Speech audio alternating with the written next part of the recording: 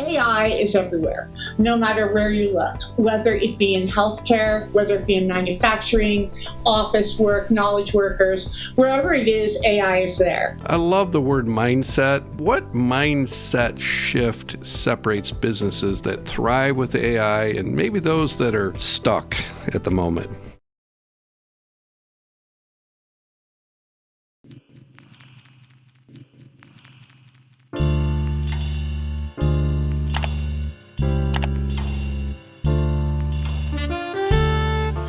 Welcome to Season 3 of the Springs Are Everywhere podcast, a production of SMI, the Spring Manufacturers Institute. I'm your host, Gary McCoy, Executive Director of SMI.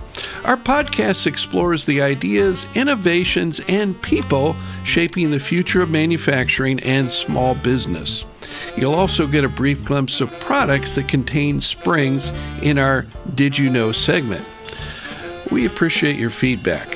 Take a moment to subscribe, rate the show, and give us a like on YouTube or on your favorite podcast platform. That includes Spotify and Apple Podcasts.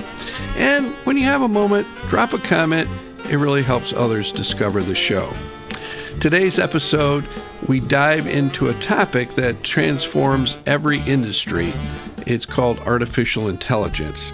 It's not the sci-fi version, but the practical, everyday AI that helps real businesses work smarter, faster, and more competitively. And to guide us through this topic, we have an extraordinary guest. Susan Frew is an international business leader, a keynote speaker, and the author of a book on the practical aspects of AI. The Springs Are Everywhere podcast is brought to you in part by our platinum sponsor, Gibbs Interwire.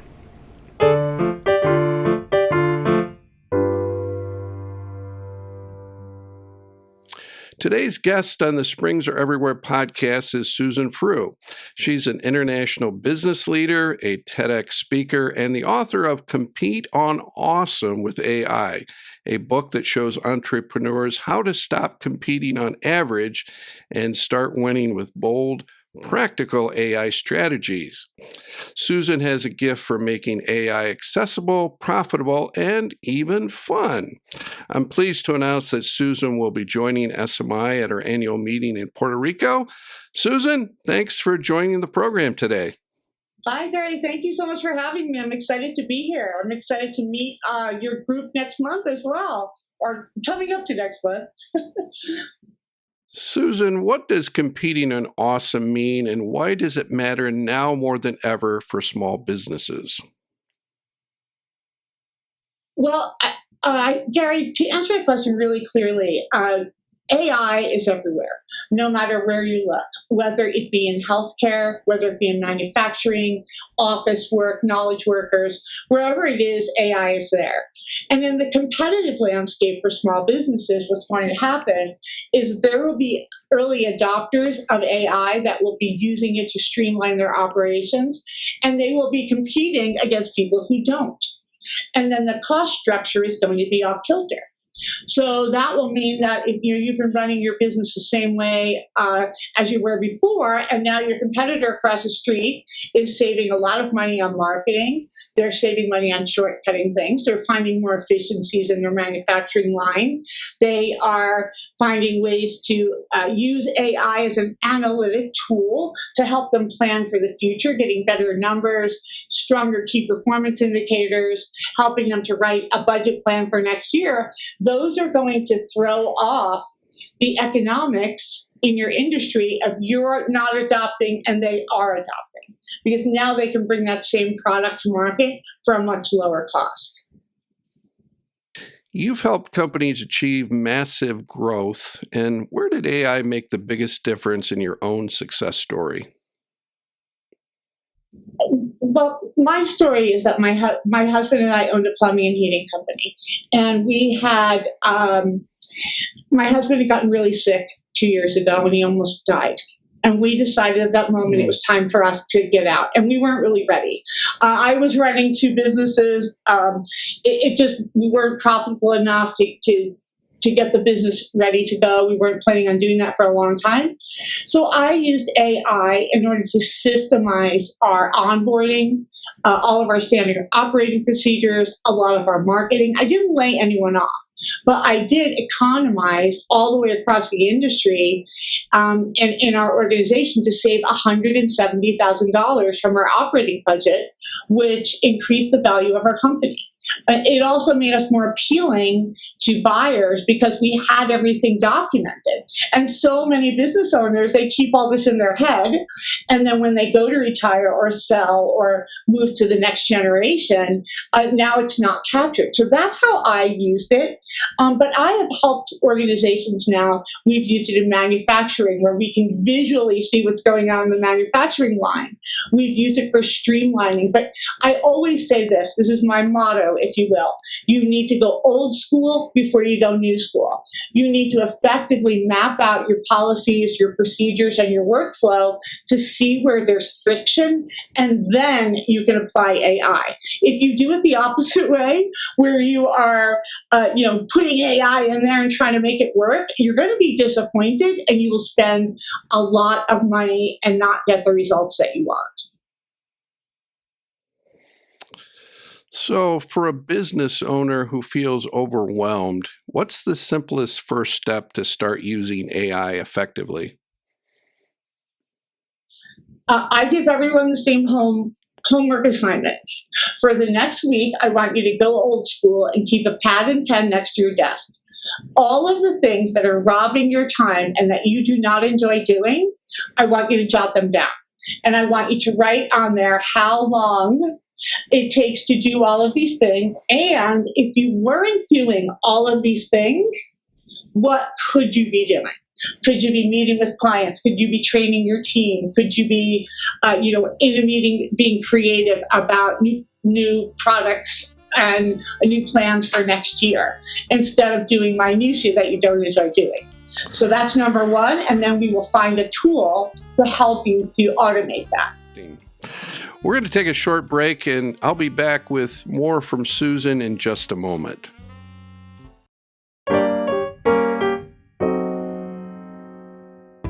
Gibbs Interwire, North America's largest spring wire distributor, now offers precision draw, high-performance alloy wire through a partnership with Alloy Specialty Metals.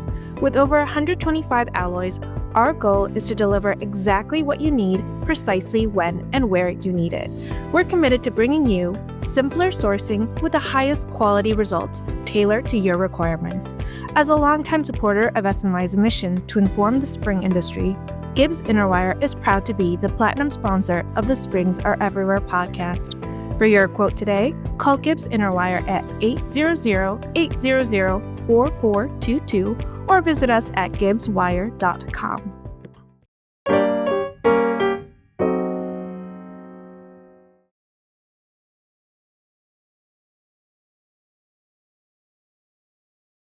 Susan, we're back. And what's one everyday task that AI can take off a business owner's plate immediately and save real money doing it? Well, one of the biggest complaints that I hear is people with email. They feel that it holds them back. They feel hostage. It's robbing their creativity. They spend hours each day doing email and they're not doing the work that they should be doing. And so I think that if you would automate that, and you can, and there's many ways to do it, that will also give you a lot of freedom to be able to do other things. I also have found that using AI in a proper way, in a safe way, to create and evaluate key performance indicators and financial performance, I think that is a huge game changer. A lot of business owners have never really dug that deep or had the resources to hire a team of accountants and analysts to be able to get that data. And we can create a dashboard for you almost instantly to be able to capture that information and show you exactly where you are and where you want to get to. What would be some of the most common mistakes that you see business owners making who try to adopt AI, and how can they avoid those? two biggies. One, you go in blindly and you just roll it out. You do a one-day training and you're done. That does not work because that actually creates more chaos. Because now you have employees not sure what are the rules, what can I use this for? Did I really break it down? Am I starting using it for something small and now I'm going to layer on that? I think that you have to have an AI committee, especially if you have more than a handful of people. And the AI committee would be made up of people who are leaders in each functional area, not always just the IT guy. That's where people get also sideways on, like, oh, we need to bring the IT people in. Well, really, you need to bring in the business people who touch the processes, and then let's make a plan. So I think not mapping it out is not good. Also, not having a policy and this AI committee, and then the committee then is responsible for taking the ball down the field. Like, they need to come up with their initiatives, maybe pick 3 initiatives for next quarter. We're going to work on those. We're going to have individual meetings with our teams. We're going to test it, measure it, refine it, and then we're going to, as we implement it. And I think that's the key. It's not a one and done. I see a lot of business owners spending a lot of money on all of these AI tools, and they're not using them. And I just learned yesterday that there is a new job description out there, and it is called a subscription manager. So all those AI subscriptions that people have to all these different programs which they're not using effectively, there's now a spot for a manager to look over that and see that they're using it effectively. So I thought that was kind of funny, but also very true, right? Wow. Didn't know that. I learned something new today. Thank you. Could you share a quick example of a business that used AI to leap ahead of competitors in maybe a surprising way?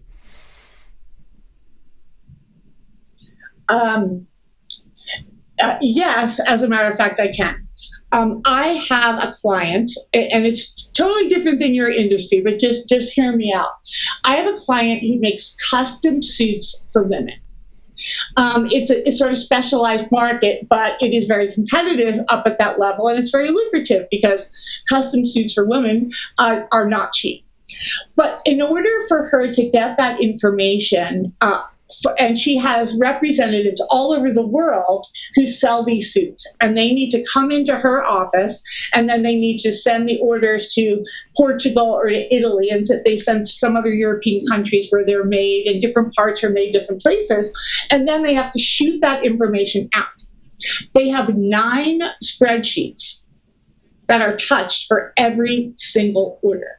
So as you can imagine, the resistance for error is extremely high, and it takes longer. So people want, they think that getting this custom suit is great. It's expensive. They pay their deposit, and they want their suit fast. But with all of this back-end paperwork, now what?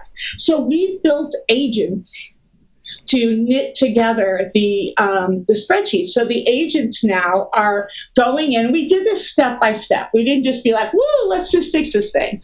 We had the agents go and source out all of the places that they had button orders, right? And then now the agent is compiling that.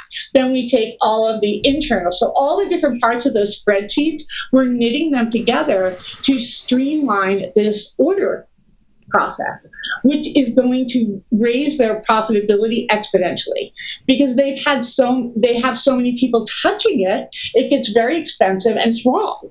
And just like in manufacturing, right? If you have too many people touching the process, you run into errors. So by streamlining that, really evaluating where the friction is, you can become a lot more effective and have better, accurate products coming out. Well, I like the fact that you used the word knit together. That was clever. Since they're making custom suits. I've been practicing that. So we're going to take one more break, and I'll be right back with more from Susan Frew.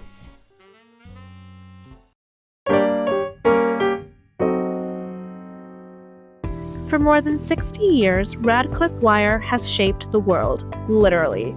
From over 60 metals, we craft precision custom wire in the exact size, shape, and finish your industry demands. When quality matters and reliability is non-negotiable, choose the experts who shape excellence. Radcliffe Wire. To learn more, visit radcliffewire.com.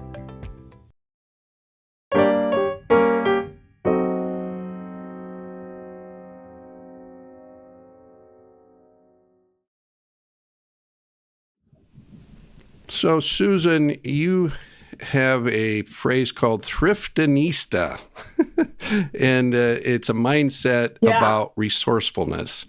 How does that philosophy shape your approach to AI adoption? So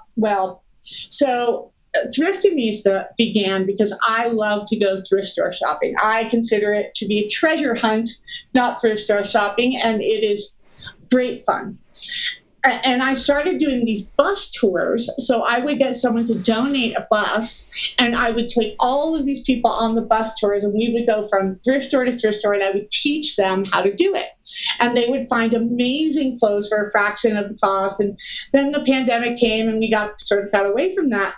But I built an AI that will tell you with visual, so you can take a video or a photo of an item wherever you are, and it will tell you the value of it, and will also tell you where you can get it if it's not a great deal. So all of these people started using the Thriftinista GPT in, while they're shopping. So now I've wanted to have an app for a long time. The last time I got quotes on an app are between $10,000 and $30,000. I was able to build an app 2 weeks ago using vibe coding. I taught myself how to do it, and I made it in about an hour. Now, I tell you all this, like, what does this have to do with anything? But it's just the technology and the flow of technology and how you can use it and how resourceful it is. Because you can take a picture of anything and you can find out information about it. The glasses that I'm wearing right now, so for those of you who are just listening to this and not watching, you'll have to trust me on this. I am wearing the Ray-Ban Meta AI glasses. So on these glasses and the two points in the front, I could take a picture, I can take a video, I can speak to it. It's Bluetooth right here behind my ear, so it sits on the bone, and these are just Ray-Bans. So I can listen to Bluetooth, I can listen to podcasts, whatever, you don't know that I'm listening to them. I can also translate 4 different languages with the glasses. So you could be speaking in Spanish, and I will be hearing you in English. It's remarkable, and more applications keep coming up with these. There's also now Oakley makes a pair, and you're going to see more and more wearables coming down the pipe. But something that we did with a client in a manufacturing line is we used the glasses to visually look at the line. And they were able to massage that information into finding efficiencies in the manufacturing line. Right. So wow. I use the thrift store things because it helps me to play around with tech and do something that I love, but I'm also refining the process and learning on what the limits are of these things. And we learned something new recently, because my husband has always sold things on eBay, so he sometimes will sell the things I find. And we notice that people like to buy things when they see someone wearing it. So I started asking the AI to put this sweater on a person. Boom. And now it will do it in 30 seconds. So now his sales rate has gone up exponentially because now people can visualize what the item would look like. I love the word mindset, and I think it always goes to who people are and what they think about. So what mindset shift separates businesses that thrive with AI and maybe those that are stuck at the moment? Well, I think a lot of people are intimidated by technology. Especially because this technology is so world-altering and so, it's becoming politicized in some ways. It's becoming dangerous in some ways. It's becoming unfair in some ways to certain businesses where one is thriving and the other one's not. It's also difficult to navigate because you don't know what's real or what's not. Like you've always been told, don't believe what you hear. but you can trust what you see. Well, now you can't trust what you see either, because I can create an avatar of myself in 15 minutes that you will not know if it's me or not. And we're going to continue to start. By the way, this is really me. My avatar doesn't usually wear the glasses, these glasses. But this is something that you're starting to see out there, and I think people are intimidated by it, and that's why I say you need to go slowly. And by mapping out the workflow, just sitting everyone around a table and saying, hey, where can we be more efficient? If we didn't have to do these 3 things, could we really crank out more product? Or could we get it done faster? Or could we get it done for less money? Or doing research, right? So what if you did research on source materials or something else like that you would never be able to do? Or a marketing research. What if you were able to do a marketing research document, better than you've ever seen in about an hour? How would that change the information in your business? And I think that's the thing. It's the usable AI. That's the big difference. To get back to your question, that's the big difference. People need to be taught how to use it, not just, how this is what it is and all these pie in the sky ideas. And that's fun. I think it's fun too. But if you're not telling me how to use it, then I'm not really interested in learning it. So I think that's another part. So that's sort of my claim to fame, if you will, is I really show people this is how you use it, step by step. It's not that scary. Follow me. We'll do it one step at a time. Susan, I'm just going to ask you kind of a last question, maybe just a 1-minute summary of what you're going to talk about when you come to Puerto Rico. What do you hope to share with our members? What I will be sharing is step by step exactly how to use the AI. I have a lot of demos. My PowerPoint presentation that I will be using, I will have a lot of videos built in there of things that I have used, and it will show you exactly how to use it. And then I give a digital handout at the end. And in the digital handout, it will be a step by step, so you can go home and slowly watch it as you're going through the information. Because sometimes, especially if it's the first time that you've heard about something, it takes a while to absorb. And usually then you think about it, you may have questions later. So that is why after the conference, we will be doing a 1-hour Ask Me Anything, where everyone who's there can come to the Ask Me Anything and ask me anything. I will also be giving your members the opportunity to book a 30-minute call if they have individual questions or they want to hear specifically about a use case, or do you think this will work, or what tools should I use? And that's what I'll be doing. I'm sort of known as a tools expert. So that is what I will be showing, all the different tools that people can use to get the results that they want. Well, it sounds like you probably have a Swiss Army knife full of tools to share with our members. I do. So, Susan, some people will be listening or watching the program that can't come to Puerto Rico. How would they best connect with you if they wanted to chat further about AI? I will give you a link to my calendar, or people are always welcome to find me on LinkedIn, Susan Frew, FREWCSP, and you will find me out there all the time. But I will be giving you a link for people to book time with me one-on-one. Susan, thanks so much for being here today. I appreciate your time, and we'll look forward to seeing you soon. Thanks, Gary. We'll see you soon.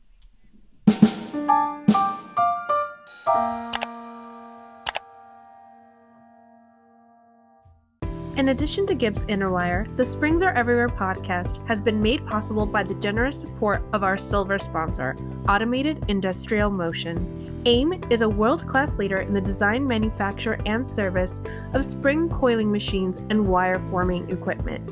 You can learn more at aimcoil.com. Thanks for spending time with us on the Springs Are Everywhere podcast. A special thanks to our guest, Susan Frew, for sharing her insight and energy with us today. To learn more about the work of SMI, visit smihq.org. And if you enjoyed the episode, take a moment to subscribe, rate the show, and give us a like on YouTube or on your favorite podcast platform. We also love to read your comments. We're grateful for the generous support that makes this program possible. Our platinum sponsor, Gibbs Interwire, our gold sponsor, Radcliffe Wire, and our silver sponsor, Automated Industrial Motion.